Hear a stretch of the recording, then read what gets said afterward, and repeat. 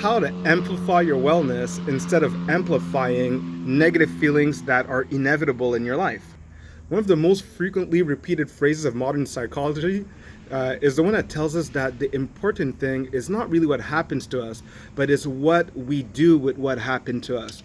So today in Mindful Zen Habits, we're really going to think and try to work together in understanding how we could amplify what's good for us and not make things worse with the aspects of our lives that are inevitable, such as right now, there's noise, there's cars, there's planes passing by. Instead of being distracted by it and amplifying that I don't like this, I wish it'd be silenced, I have to understand that this is just life, those noises will always be there, and I can have an attitude that creates a silence that I need to focus on what needs to be done. The same opportunity that could throw off my day, now I'm using it as a springboard to amplify my wellness in any situation. I call this 4-season wellness. So adversities in life, things that directly come and challenge how we want to experience life. How can we respond calmly to them? So they're mentioning here that what magnifies the negative consequence that comes with an adversity is this. It's the automatic connection that we establish between the adversity and the negative belief that connects to it or that even protects it. So the negative belief is connected to your limiting belief. And if we need to understand, well, what is a limiting belief? Because maybe it's not the first time I hear this. Whatever that you believe that limits your ability to enjoy the life that you have the way that you want.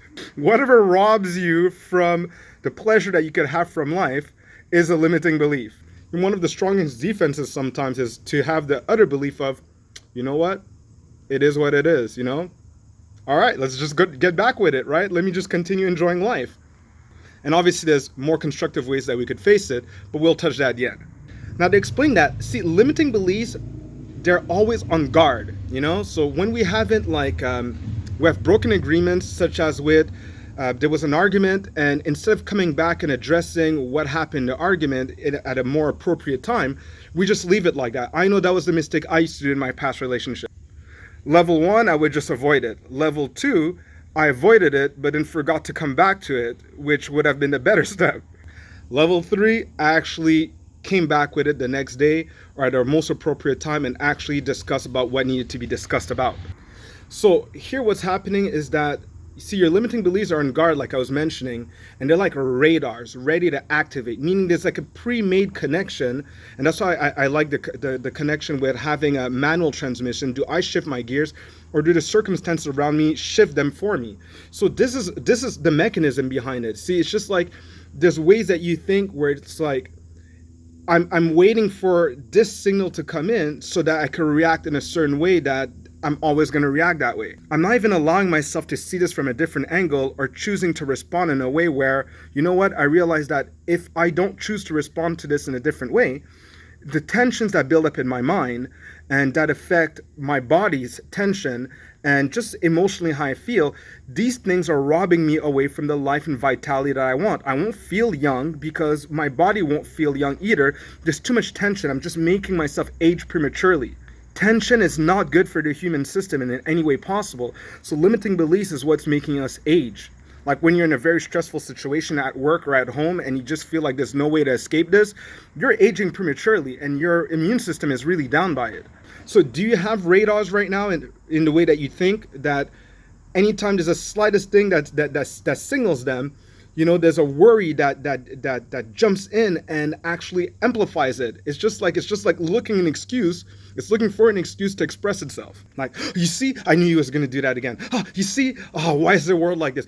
Look at this idiot on the road. Like, those are the limiting beliefs. Like as if there's no other way I could look at this where my wellness could install itself instead of a frustration. I really hope this is very clear by now, and you really need to see how this is affecting you in your daily life. Do you have a better way of explaining this science? Please leave that in the comment box. So they're saying like this is the pattern that people will have. There's an adversity. Today I overslept yet again.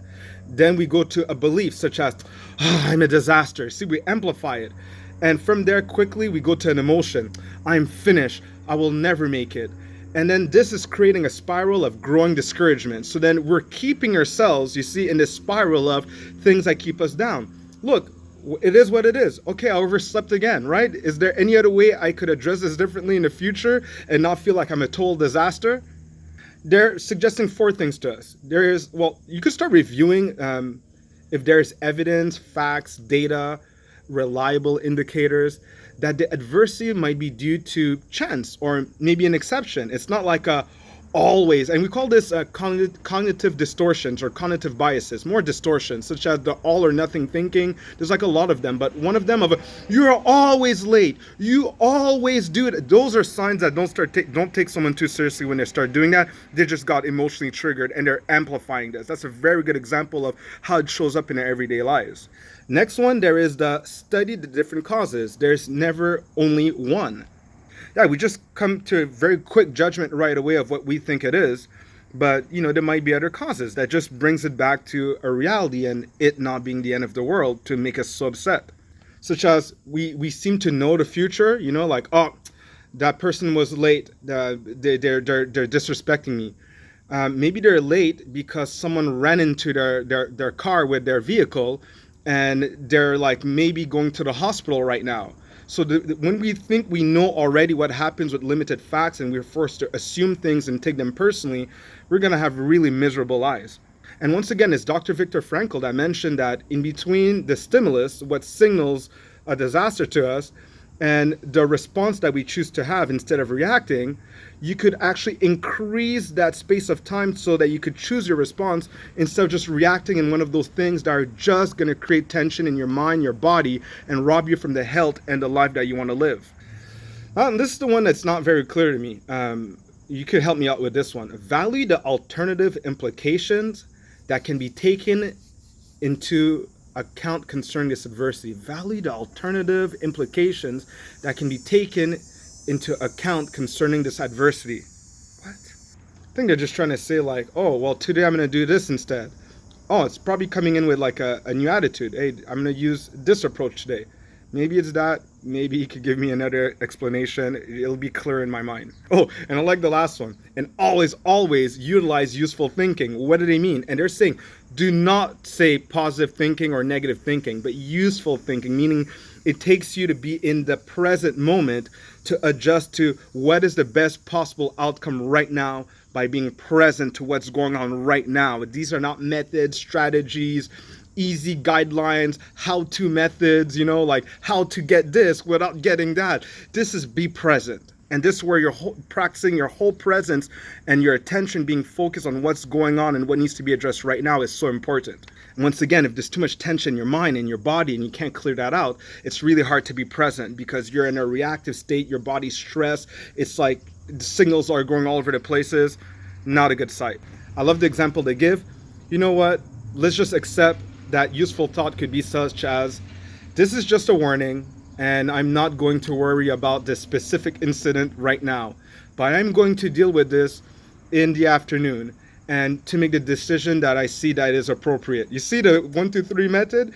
There's a time to address this, which is a sign of useful thinking. Feeling that it needs to be solved right now might just be your ego. You just got offended and things just need to go your way and you're obviously not helping the situation. You're cooperating with someone. You want to make sure that if there's a problem, there's an adversity, this is the best time to deal with it when you're tension free. It's just more efficient and effective to solve anything. And they're reviewing for us in conclusion that disidentifying from our thoughts and building only on useful thinking in the present moment are now the two most significant lessons that you could find in this book. And do you agree with that? I certainly agree with it. So I just really like these readings and how I could apply it in my everyday life. And why I want to do this a 30-day versus just doing a quick review, it's just that it needs to become a habit for us. That's the whole principle. Let's just talk about something as a habit so that our minds could just be reformatted into options that they always had. Tension will always kill you. Stress is inevitable. But the tension building up in our body is in our minds, in our mood. That is optional, and that we could have a control over. So on this, have an amazing day. And if you want more tips or of how to keep tension out of your life or how you could strengthen yourself to be happier throughout the day, please just send me your messages, send me the comments, and just share the good news. Together, we can have much better lives. And I'll leave you on this note. My go-to line is that we have much more control over our wellness than we imagine. Have an amazing day, everyone.